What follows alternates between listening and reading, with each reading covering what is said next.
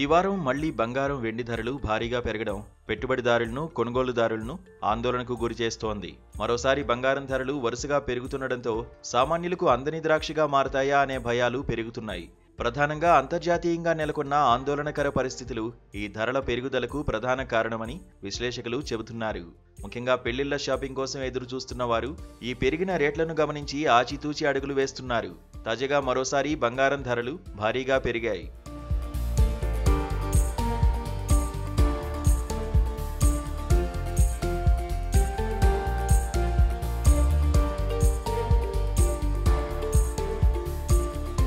ఇవాళ 24 క్యారెట్ల బంగారం ధర నిన్నటితో పోలిస్తే 10 గ్రాములకు ఏకంగా 2290 రూపాయలు పెరిగింది.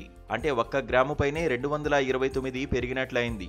ఈ పెరుగుదలతో రెండు తెలుగు రాష్ట్రాలైన ఆంధ్రప్రదేశ్, తెలంగాణలోని ప్రధాన నగరాలైన హైదరాబాద్, విజయవాడ, విశాఖపట్నం, తిరుపతి వంటి ప్రాంతాల్లో 24 క్యారెట్ల బంగారం గ్రాము ధర 12,780 వద్ద భగ్గుమంటోంది.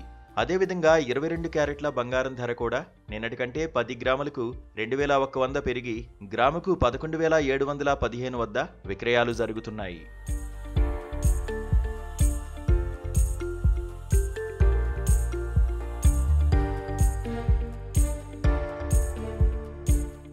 బంగారంతో పాటు వెండి ధరలు కూడా భారీగా పెరిగిపోతున్నాయి.